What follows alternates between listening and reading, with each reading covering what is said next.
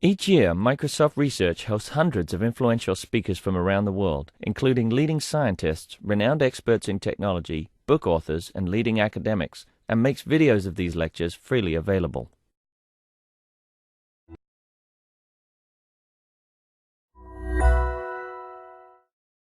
All right, welcome. So you should pay attention. This is the only talk of the day from someone who does not report to Jennifer. Ofer Dekel will tell us about Bandit Convex Optimization. Thanks. So this is a joint work with Sebastien Bubeck and with Yuval and with Koren, who's a student at the Technion. It's going to be about learning theory. I'm going to talk about one of the most important still open problems in learning theory, really one of the kind of embarrassing gaping holes in our understanding of online learning. So here's the problem. Let's just jump right into it. Okay, so the problem is adversarial bandit convex optimization. We'll parse what this means. So this is going to be a T-round repeated game between a randomized player and an oblivious adversary. So the player has access to random bits, and the adversary does not adapt from round to round. So he's oblivious to the player's actions. The player has an action set, and this is going to be some convex set C, which is known in advance. The number of rounds in the game is also going to be known in advance. And here's how the game proceeds. So the adversary privately chooses some sequence of functions, okay, f1 through ft, and each one of them is convex. So each one maps each one of the actions that the player can play to the interval 0, 1. So they're also bounded. They're bounded and convex. But otherwise, there's no relation between f1, f2, f3. They can change arbitrarily from round to round. And he chooses them privately. So the player doesn't know these functions at all. And then the player starts to iterate, right? So the adversary is oblivious, so he can make all his decisions before the game begins. And now the player plays the game. So T rounds of the game. On each round, he chooses a point in the convex set and plays that point. He can do this using some random bits. He incurs the loss, which is the value of the function. So if he's on round t and he chooses the point xt, then he pays a loss, which is ft evaluated xt. And this is the number that he sees. And he sees only this number. And then he has to go on to the next round. Okay, so he's collecting this loss as he's going on for t rounds. Let's see a little picture that shows this. So again, this game starts out by the adversary choosing the entire sequence of functions. So here the action set, the domain of the functions is just the two-dimensional square. And he chooses arbitrary functions. They have to be convex, but that's it. And they have to, of course, have a bounded, so they have a bounded range as well. But you can see they have no specific form other than being convex. And then the player starts to iterate. So on round 1, he chooses a point. Again, he can do this using some randomization. And he plays this point, and he incurs the loss. The loss is just the value of the first function at that point, but he doesn't get to see the function. He just gets to see this one number, 0.3. Okay? And then he goes on to round number 2 and chooses another point and incurs another loss, and so on and so forth. Okay? He never gets to see any of these functions, but he collects this loss. Okay? Is that clear? So just make sure so this is a convex function. So here the best things are actually not going to be on the boundary of the body, but somewhere inside the body? No, they could be. They could all be linear. It could be. But generally speaking, the adversary can do whatever he wants. They could be inside. They can be on the boundary. They're not necessarily on the boundary because Correct. Because it's a loss and not a gain. Yes, absolutely. Okay, so let's define a few definitions. The expected cumulative loss of the player is just the expectation of the sum of the losses that he incurs as he plays the game. This is his loss. This is the thing that he wants to be. He wants this to be small. But since the loss functions are arbitrary, just wanting this to be small is not enough. We have to compare it to some benchmark. It's meaningless to just look at this loss because the adversary could just choose all the loss functions to be the constant 1, right? So you can always incur a big loss. That's not the point here. We have to compare this expected cumulative loss to some benchmark. The benchmark, what is it? It's just the value of these same functions evaluated at the best fixed point in hindsight. So if you took the offline problem, if you knew all these f's, you would just solve this convex minimization problem, just find the point that minimizes the average function. That's what I want to compare to. So the difference between what the algorithm accumulates in expectation and the loss of the best fixed point in hindsight, this is called the regret. Okay, so this is how the player penalizes himself. Just to define our notation, so rho will denote the policy that the player plays. So the player plays some policy rho. This is the loss functions of the adversary, and this is the regret with respect to those two things. So this is how a player evaluates himself. And now we can measure the difficulty of the game is this minimax regret. It's simply the regret when both the player and the adversary play optimally. Okay, so it's minimum over all possible policies of the player, maximum over all possible loss sequences of the regret played by the player. Okay, and now just note that the adversary knows the policy when he's choosing these loss functions. This is important because later on we'll see that the roles will be reversed. So he knows what the policy is. He doesn't know the player's random bits. And now we say that this game is learnable if this minimax regret is sublinear in T. Right? So if, in the worst case, when the adversary is doing his worst, still the rate at which you accumulate regret is sublinear, it means that on each round you're accumulating something that has to tend to 0. So you're getting better and better as the game gets longer. Okay, so you're learning. So learning just means that the thing is sublinear. Okay, so how do we know if this game is learnable or not?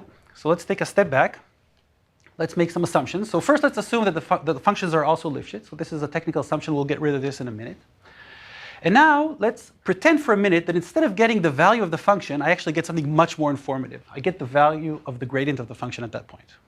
Okay, so just pretend that for a minute. And now, in 2003, Zinkovich showed that just simple gradient descent will already guarantee a sublinear regret of square root t. So this is already kind of an amazing thing. I mean, the function, I'm taking a gradient step based on everything I've seen in the past, or the current function, and tomorrow's function has absolutely nothing to do with it, yet still I can guarantee this learning, if I just follow the gradient path. And the idea here, the idea of the proof is just to show that, okay, I don't know what the adversary is going to do. He can do whatever he wants. But if indeed the adversary chooses functions whose minimum is very, very different, so he somehow mixes it up, I take a gradient step in this direction and he puts the minimum down there, and then I take a gradient step in that direction and he puts the minimum over there, then in fact he'll be hurting all the points uniformly. So this best point in hindsight will also get worse. Right? What the adversary would want to do, in fact, is not that, but he would want to hide a really good point, hope that I will never find it, but make it consistently good across many of these rounds. And if I do gradient descent, I will actually find that point. Okay, so that's the idea of why I can learn even though the past and the future have nothing to do with each other. Okay, so this is just something we have to get used to. There's a matching lower bound. So square root t is as good as it gets. Okay? But now let's get back to the problem that we do care about, not the one where we get gradients, but the one where we can only get the valuations of the function. Matching lower bound, it's for this method or for? No, for any algorithm, the worst case adversary for that algorithm will in fact inflict this much damage. Any algorithm that sees the gradient. Yes, for any gradient descent, for any algorithm, well in fact, it's for any algorithm that can see the entire function. So if you can even assume that he receives the entire function. Okay? So here's just a depiction of this. So again, I get the gradient, I take the step. For the next loss, I play this point, and I take a step. For the next loss, I pay that point, and I take a step, and so on and so forth. So this is gradient descent. The first real progress on the Bandit version of the problem, so Bandit means that I only get the value of the function, was done in 2005 by Flaxman, Kalai, and Brendan McMahon. And here's the idea. I can estimate this gradient using only a valuation of the actual function at only one point. So I can have a 1-point estimate of this gradient. And I can run gradient descent with this estimate. So here's the estimate. So I estimate the gradient at the point that I want to play by the value of the function at a point that's nearby. So let me show you what these things are. So I start with this point. This is the point that this is my state, the point that I have in my head. But rather than playing this point, what I do is I choose a uniform point on a sphere around the point that I want to play. So this is xt. U is going to be some uniformly chosen unit vector. Delta is going to be some scale, the radius of this circle. And I choose a uniform point in this circle. And then I'm going to take a step in the direction opposite to this point. The size of the step is going to be proportional to the value of the function at the point that I played. Okay, so this kind of magically turns out to be an estimator of the gradient. So this is how it goes. So you have some point in your head, you have to play a different point, but then you take an estimated gradient step. Now the next function comes along. Again, I choose another random point.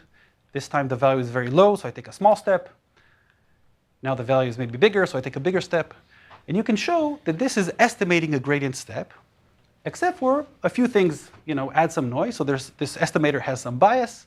It has some variance. Also, I'm not playing the point that gradient descent is telling me to play. I'm playing a point that's nearby. All these things accumulate to some additional noise, and my regret bound from square root t jumps up to t to the 3/4. Okay, so I have to pay for all these estimations. Is this game usually different if you get 5 values of f instead of 1 value? Yes, if you get 2, if you can query the function at 2 points, then you can get square root t. It's exactly a question. So I mean, look at the radius of this ball, right? So this delta, it turns out that if delta is very, very big, then the variance goes down. If delta is very, very small, the variance goes up, and the bias behaves the other way around. When you can have a 2-point estimator, then somehow variance is taken care of, and you're good. Okay, so our bound has deteriorated to t to the 3/4. The lower bound is still square root t. So now we already have a gap. Another interesting observation is I can now remove Lifshitz. So I don't need the function to be Lifshitz. And this is simply due to the observation that when you have a convex function with a bounded range, it's effectively Lifshitz. I mean, if think about it. You have a bounded range. You have a bounded domain. You're trying to build the function that's as non-Lifshitz as possible. It can only shoot up very, very close to the boundary of the set. I mean, it can't shoot up in the middle because if the slope starts being very, very big, it has to keep being very big because it's convex. But I just told you that the range is bounded, so you just can't construct a function like that. So basically, if you take your domain and you shrink it a little bit, you're already Lifshitz in that area. The non-Lifshitz part, anyway, is going to have very, very high losses. So these are not points you're going to play, in any case. So that it's upper bounded by something. So the range is 0, 1. I'm saying that the losses are always between 0 and 1. So using that trick, you lose a little bit more, and you get t to the 5/6. Okay, so it's learnable. So we can learn. Numeric reduction in 1D that you can take a bounded, as long as you have boundedness of the function in compact domain, you can reduce this to the case itself. Yeah. So I'll show you the theorem in a minute. I'll show you the whole thing in a minute. Okay, so now we have, it's learnable. It's a sublinear regret. It's great, but it's very distant than a lower bound of square root. Okay, so they did this. This was beautiful. We knew that it's learnable. We want to close the gap. So that's what this talk is about. After that, a sequence of papers were published that tried to do better, and no one was able to do better in the general case, but in special cases, people were able to make improvements, sometimes with the same algorithm, this estimated gradient algorithm, and sometimes with small tweaks to that idea, but still the idea of estimating a gradient and doing gradient descent. In a paper with Alec Agarwal and Lin Xia, we showed that if the function is strongly convex, you can get the t to the 3/4 down to t to the 2/3.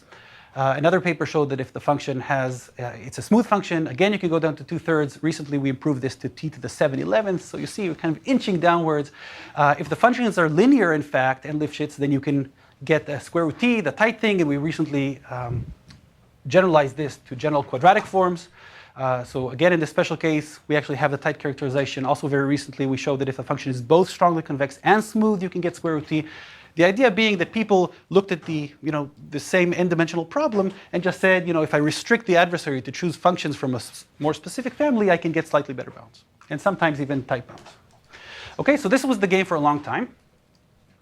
But progress on the main thing was very, very elusive. This is what we're going to talk about today. So we're going to talk about the general case, where we're just assuming convexity and boundedness, no Lifshitz, no smoothness, no strong convexity, none of these other assumptions, but we're going to talk about the problem in the one-dimensional case. So surprisingly, even in the one-dimensional case, we really knew nothing better than this t to the 5/6 regret upper bound, with the lower bound being still square root t. Okay, so our kind of first step into solving this very, very basic problem in online learning is just to close this gap in the one-dimensional case.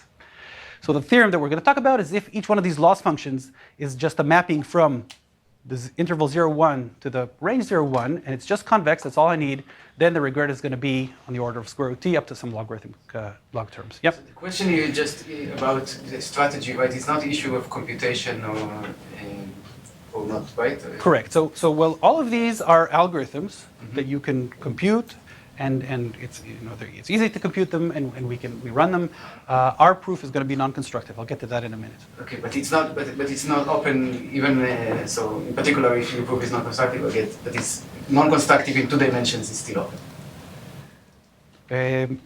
There will be a surprise at the end, but for maybe, let's see.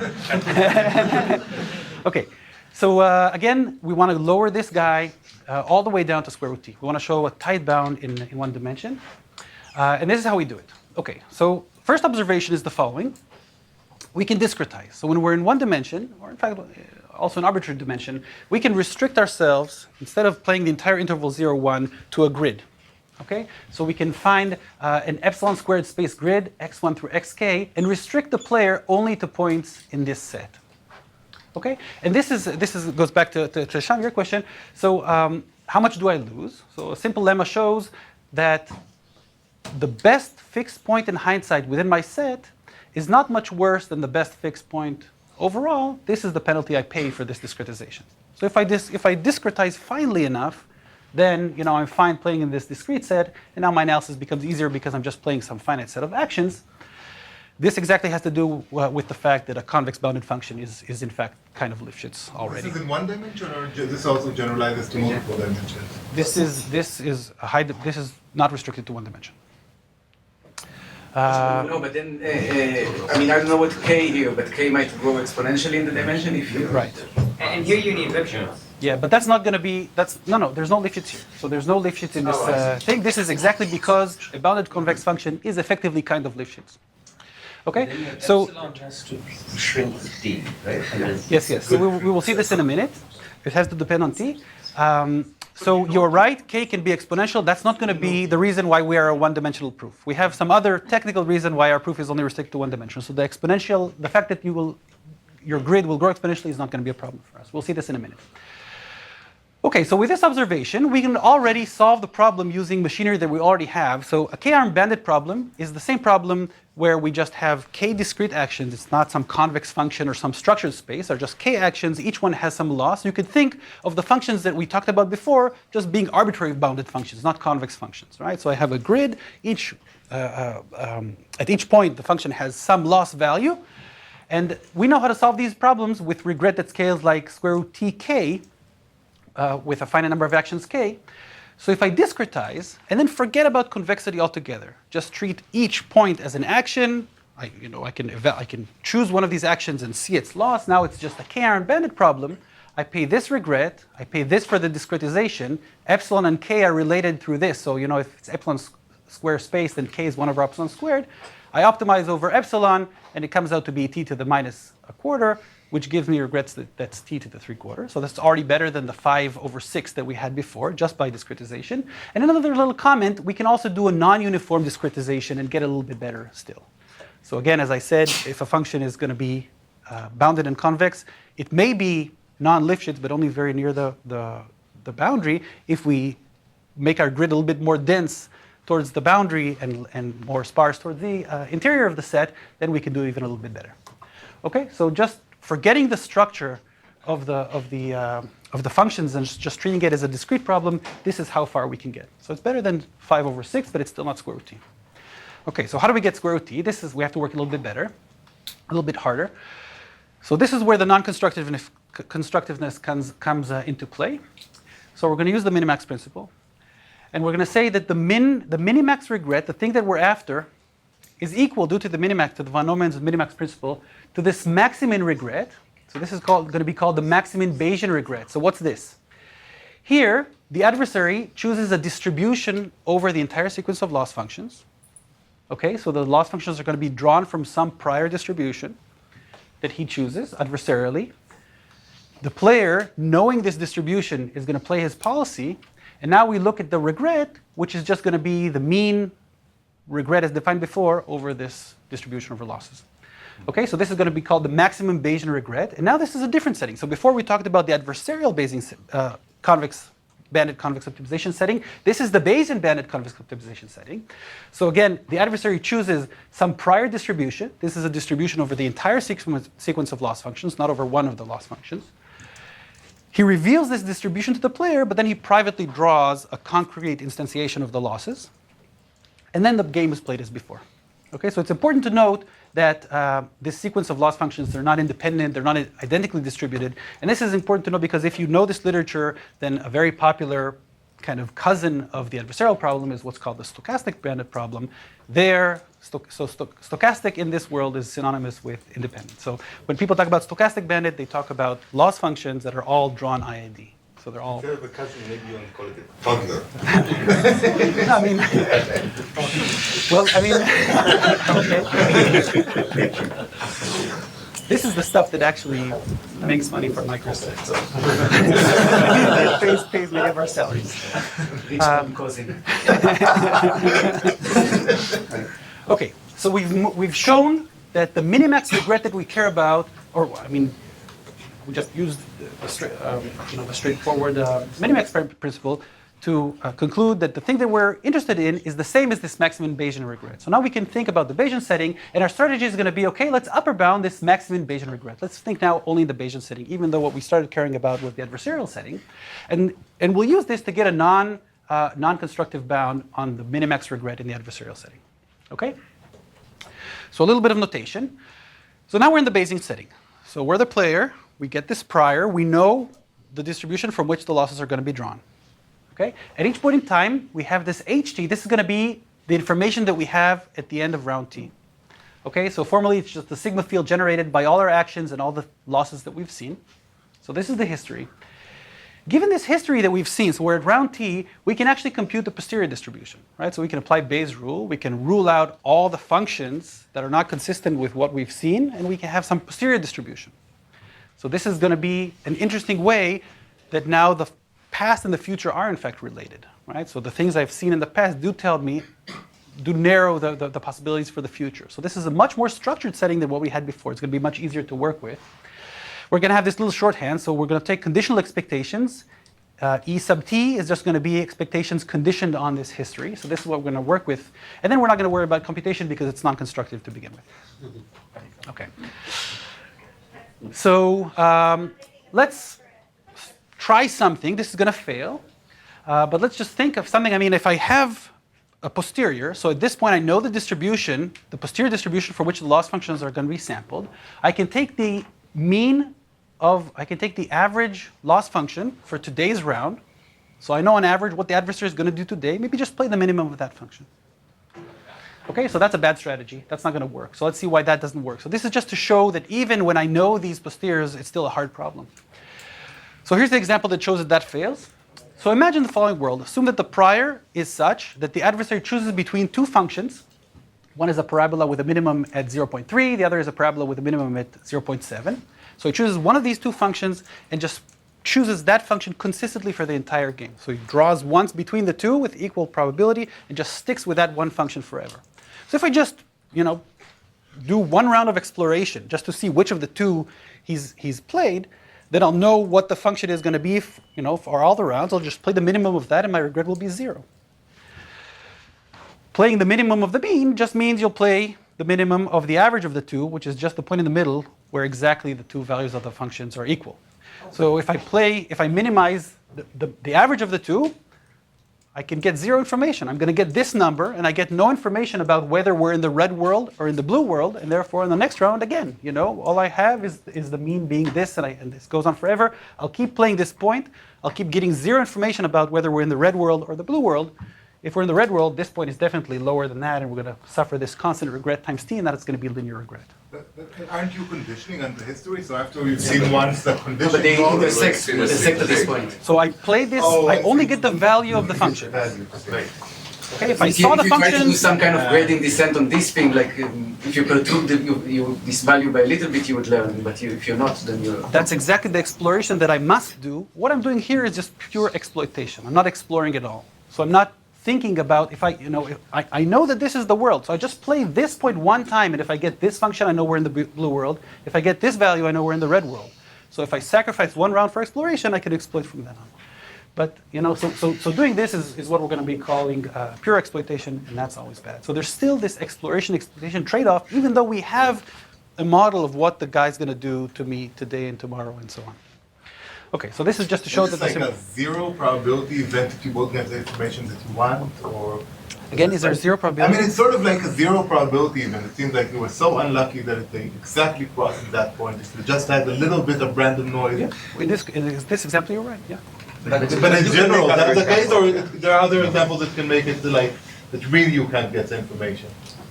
Yeah, you really can. You can't just know it makes this noisy and then we get rid of it. It's because usually it's like a distribution of an infinite number of functions. So I see. But you'll see something similar that will work in a minute. I mean, but actually, there is hope to analyze a strategy where you play the minimum and you add a little bit of randomness. Oh, I see. So you don't know whether it will work. This is open. Okay. So we have to work a little bit harder. So let me define a little bit more notation. So x star is going to be the best point in hindsight. This is the minimizer of this random sequence of functions. So x star is the thing that I'm trying to discover. So remember, we've discretized. It's one of these discrete points. Okay, so it's the minimum within our discrete set. And now I'm going to define two very important quantities that we're going to work with. One is the instantaneous regret. So this is the expected regret due to playing x on this round conditioned on the past. So r sub t of x is at time t. If I play x, how much regret do I expect to pay? Right? So just the difference between the value of the function at the point that I play and the value of the function at this best point in hindsight. Okay, so this is the thing that's added to regret at this round, at this point in time. The total regret, the total maximum Bayesian regret, is just the expected sum of these values. Okay, so in words, r sub t of x is given what I know. Again, all expectations are conditioned on the past. Given what I know, how much do I expect to pay for playing the point x? Okay, so that's the first thing I want you to remember. The second thing is the instantaneous information. So we'll see what it is in a minute, but in words it's going to be, given what I know, how much information do I expect to get about x star by playing x? Okay, so for each point in my domain, I want to be able to say how much do I expect to pay for it, and how much information do I expect to get by playing it. And it's all going to be a question of balancing exploration and exploitation. Okay, so let's see what this definition is. So the information at time t by playing x is just going to be the conditional variance of this random variable. So this is a random variable that removes all the noise that's independent of x star and just keeps the randomness that's due to x star. So perhaps maybe all of the functions are also polluted with some independent noise on each round. Just average that out. Just keep the randomization just in these functions, which is due to the identity of x star, the best point in hindsight. Okay? So now, at some point x, I can say, look at this point, as x as my guess for what x star is. As that thing varies, this value of this function is going to change. If this thing has a big variance, then knowing that value will tell me a lot about the identity of x star. If you think about the previous example where there's two parabolas met, right, that was a point where x star could have been here or here, but the variance was 0. I knew exactly the number that I would get. Do you mean condition on x star? Do you mean condition on knowing the value of what you're paying playing x star? Conditioned on knowing who x star is out of this grid. So x star is one of the guys in the grid. So the variance here is over the choice of x star, and the expectation is over everything else in some sense? This is a random variable that averages out everything except for the randomness in x star, and now the variance is over the different values of x star. So this is, in words, it's a little bit complicated, but intuitively it's very, you'll see it, it's very, very simple. You're just saying, if I have high variance, it means that knowing that value is going to give me a lot of information. And now we have a lemma, and this is a lemma adapted from a paper by Russo and Van Rooij. And this says that the sum of all the information you can collect throughout the game is upper bounded. There's some finite amount of entropy about who x star is, and I can't experience more variance than that. I mean, once I've played points with sufficiently high variance, I know what x star is, and there's no more variance. So the sum of the square root of this information term is upper bounded by some total amount. This is using some information theoretic arguments. Have you used it for single dimension so far? No. But look at the square root t that's suspiciously hiding here. So we're going to use the fact that this is going to be square root t. Okay, so the total amount of information I can collect throughout the game is bounded. So this immediately gives me a very simple recipe for getting the type of bound that I want. What's the definition of xt you're using now for process? So Which one? In this, what's xt? anything. Given the policy, anything. That's what it is. For any policy, yeah, for any policy that I play, for any adversarial distribution of f's, the total amount of information. So how much entropy could there be about the identity of x star? It's this much. Wait, what is k here? K is the size of the grid, the number of points. Okay, so that's actually uses. Yes. So x star depends only on f and script f, right? Not on my policy. X star is a random variable, which is the minimizer. Yeah, it doesn't depend on the policy. It's the minimizer of the actual instantiation. Yes. Okay, good. Okay, so here's the very simple recipe that I get for proving regret bounds. Okay. So if I can find an algorithm that guarantees an upper bound on this quantity, this is going to be called the information ratio. So this is the instantaneous regret divided by square root the instantaneous information. If this is bounded by a constant, then just my regret is going to be upper bounded by that constant times the total information that I get, which we already said is upper bounded by square root t. So again, the algorithm is determining x sub t in that. So the algorithm is controlling x sub t. And what we've basically done here, or what initially Russo and Van Roy did, we extended to our case, is to break it down into a sufficient condition which looks only one round at a time. So if I can prove that on each iteration, the amount of regret that I paid is controlled by the amount of information that I get, then I'm golden and I can get my square root t. Okay, so I don't know if I'm going to pay a big regret or a small regret, but if I pay a big regret, I'm guaranteed to also have collected a lot of information. If I pay if I only got a small amount of information, I'm guaranteed to have suffered only a small regret. Okay, so somehow the two things are proportional to each other, then I can immediately get my regret bound. Okay, so is that clear? Does everyone see that? Okay, good. So here's strategy number 2. And this is something that does work. We saw attempt number 1 to play the minimum of the expected loss function. That doesn't work. Here's something that does work. So this is something called Thompson sampling. This is something that we use in Microsoft products, and it's a very simple and intuitive concept. And here's what it is. So we have this posterior. We can compute the posterior, draw a concrete loss function from that posterior. Okay, so we know that the real function was drawn from this posterior, but we draw independently our own version of the loss function from this posterior and play the minimum of that thing. So pretend that that's the real loss function and play the minimum of that. So again, we draw some f prime t from our posterior and we play the minimum of that. Okay, so that's Thompson sampling. This is what Russo and Van Roy were mainly interested in. They cared about this in the IID case, but this also holds in our case more generally. And what they said is that if these functions are bounded and not necessarily convex, so again in this k-armed setting, where there's no structure like convexity, and we choose this x sub t according to this very simple Thompson sampling rule, then this constant, which we saw here, is just going to be square root k. Okay, so now if we go look at the previous slide, for that case, for functions, if our grid has k points, and we don't even use convexity, we already have a bound which looks like square root k, square root t log k, which is exactly the bound that we have, that we know it's now an alternative proof of the bound for the k-arm bandit problem. And this is what they were interested in. But in our case, that's not going to work, precisely because of the comment that you made before, that in our case, because we are doing this discretization of this continuous problem, and we pay for that, the discretization has to be fine enough. Specifically, the number of points in our grid is going to have to be have some dependence on t. So if we use that lemma that I showed you before, then k is actually going to be equal to t. If we do a non-uniform grid, maybe it'll shrink down to something like square root t. But in any case, it's going to be something which is has a polynomial with dependence on t. So our bound will be this thing, or square root this thing, square root this thing times square root t, and it'll be bigger than square root t. So this theorem is not powerful enough, but he didn't use convexity, of course, so it's not going to be powerful enough. Right? So we're going to use convexity to get a stronger theorem, and that's our strategy. So in order to prove our theta of square root t Bayesian regret bound, we're going to define a slight variant. We're going to have to tweak Thompson sampling a little bit, and we're going to get this kind of result. So we're going to show that the instantaneous regret is controlled by the instantaneous information times some polylog of k, not square root of k. So convexity is going to turn this from square root k to polylog k. And that's exactly what we need, and that's why we're not going to hurt even if we have exponential grids and so on. There's also going to be a small little term over there. So that will be true only in dimension 1.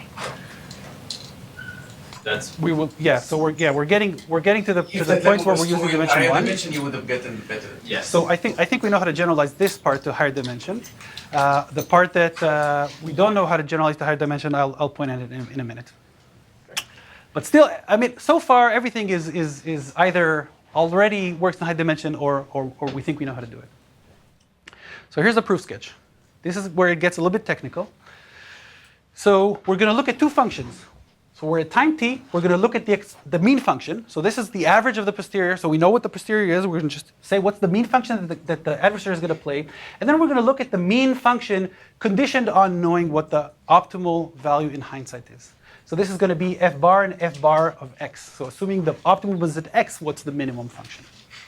So we're going to look at these two guys. And it turns out that our instantaneous regret is almost equal to the expected value of the difference between the mean function and the mean function where you're playing the point that you know is going to be optimal in the end. Okay, so this is going to be equal to our instantaneous regret. The instantaneous information is going to be almost equal to the expected value of the L2 norm between these two functions. So somehow this is an expectation over a local pointwise difference between these two functions, and this is an expectation over a global distance, an L2 distance between them. Okay, so the variance is going to be proportional to the L2 distance, and the regret is going to be proportional to the pointwise distance. So this is just some technical stuff that we can prove, but now let's compare this random variable with this random variable for each x. So now the question is, so okay, again, I want to show that this is upper bounded by that times some, what's that? What is the distribution of points? It's almost the posterior. So I'm hiding a little bit of yuckiness, but assume it's just the posterior. So there's just one distribution. The distribution of x star and the distribution of the point that I play is the same because it's Thompson sampling. So that's exactly what Thompson sampling does. So again, I want to show that this is upper bounded by that times a small thing. And I'm going to compare now each one of the terms inside. So ideally, I mean, it would be great if I could show you that this term, the regret, the thing that the expectation of which is the regret, is upper bounded by just the L2 times our polylog k, but that's not exactly correct.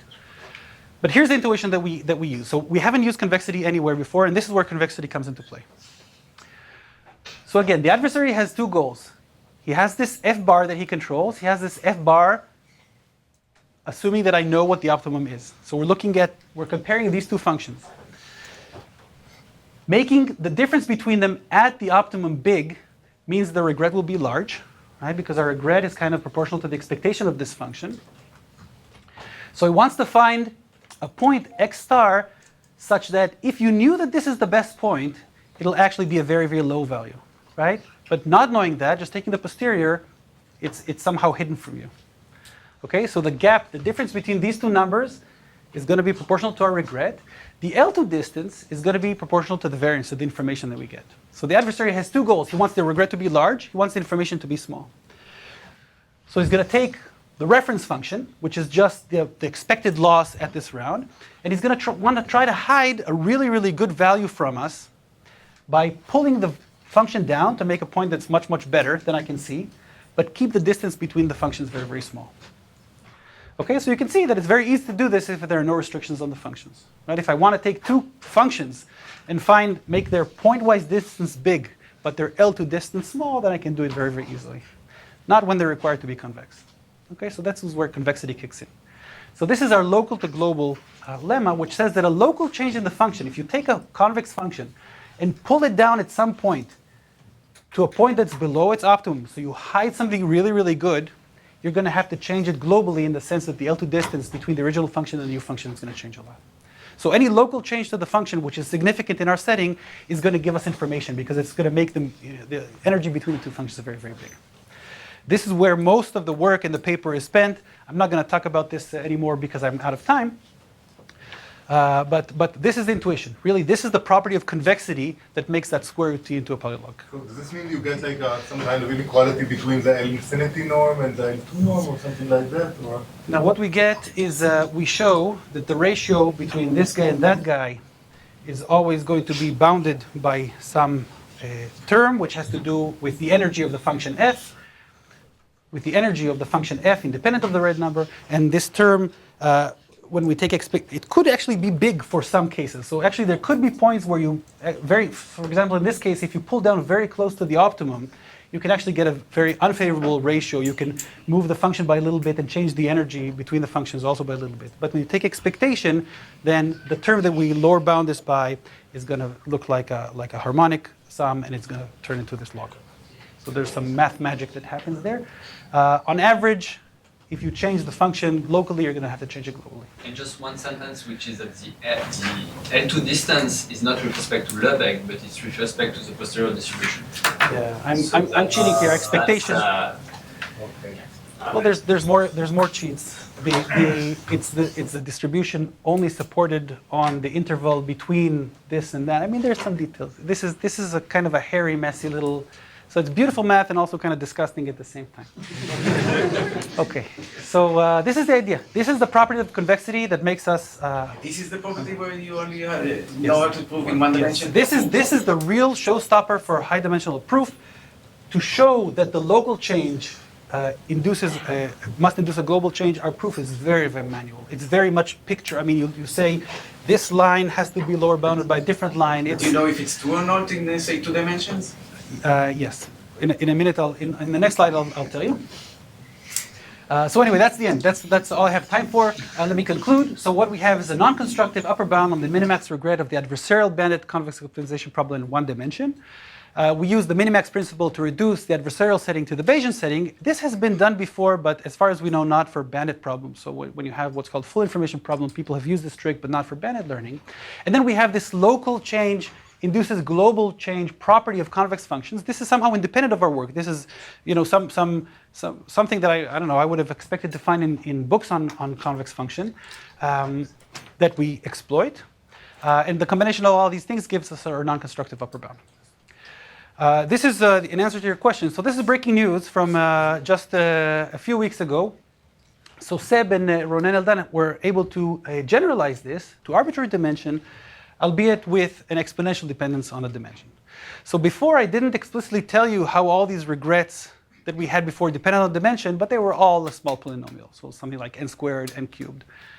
Here, if you're willing to pay exponentially in the dimension, then the new result, which is builds on the same principles but uses a different type of algorithm for the Bayesian case, is still able to get SqrtT regret, but with an exponential dependence. And that's a topic for perhaps a future talk by Seb. This is without Lipschitz. This is without Lipschitz is not important. I mean, we get away from the Lipschitz just using that discretization trick, and now we're in a finite problem. It's no longer even, This is also non-constructive. Yes. And also, you managed to prove also the local global? It's even worse. It's less constructive. It's even less constructive because instead of Thompson sampling, we use the probabilistic argument, the probabilistic method, to show that there exist 2 points that will give you enough information. I mean, note that the construct. So our algorithm, if you care about the Bayesian setting as a first-order thing, then it's constructive, perhaps very hard. I mean, so for some families of functions, you could maybe actually compute this strategy, right? So it's a Thompson sampling with some small modification. So I told you what it is. You can solve it. We just don't know how to map that back into an answer to the adversarial case. This is the exuberant order optimization for convex functions. It's crazy difficult. Very hard to get. Yeah. Is there any kind of dimension reduction in this world? Dimension reduction. So what is that? I'm trying to understand. Like Johnson did this, so like is there a way to somehow argue that somehow you could reduce n and pay some price? Or I don't think so. Well, why don't you think maybe there is? I don't know. We don't know. I mean, do they even work? Convex function. You say there isn't so far. If there was So, yeah, I mean, for convex optimization, right? And then that would be great, but it's a bit tricky. So if anyone knows something like this in high dimension, I think we're done. I mean, we have almost all the other parts. But just this idea of how much does the function change globally when you change it locally We use it. for any norm. So the norm is arbitrary. It's governed, as Seb said, by the posterior. But if you can show that for any norm this thing holds, a local change is going to make a global change. You cannot hide a little good point here without making the functions very, very far away. We'll be done with this big problem. Still, we have the problem of finding an actual algorithm that achieves this. But we will have proven that one exists. so you don't prove something like that? We essentially do something like that, but we are able to do it with respect to Lebesgue instead of with respect to the posterior. And then we show that there is a small discrepancy between Lebesgue and the posterior distribution. So it's in 2 stages. So if you had, instead of a convex function, if you had a multivariate polynomial bounded height and degree, it's known. For instance, there's something called Markov's inequality, which says more or less things like that local change. If there's a drastic variation in a small neighborhood, then there's a drastic variation overall. But what does it have to be? It has to be a I polynomial? think it's called Markov's inequality. It's not the Markov we know, it's his son or brother or something. But for polynomials, depending on the height and degree, but multivariate polynomials, it's not. But they have to be Lipschitz as well? They have to what? They have to be Lipschitz. Yeah, well, they have to have bounded height and, bounded coefficient size and degree and all. I suspect something like this isn't true. I mean, if you look at the IID case for this problem, like the way Nesterov does the zero optimization, you're really constructing very complicated regions for what types of aspects of the cognitive body you can lob off. It's not like you look at a few points and lob off some cone. You really construct very complicated regions to chop off. And you're saying this implies what? That I suspect that the analog you want in multiple dimensions is going to be a good bit more subtle. Yes. Like it might be real, the exponential you have for your algorithm. Like that's one question. Do you think your algorithm is actually exponential in n? The current algorithm, yes, it is exponential, right. But I believe that the one where you place a minimum and you just randomize a little bit around the minimum, yes, that should give you polynomial in n. But so this would be, do you even know this is true in the stochastic setting? Like this would be wonderful.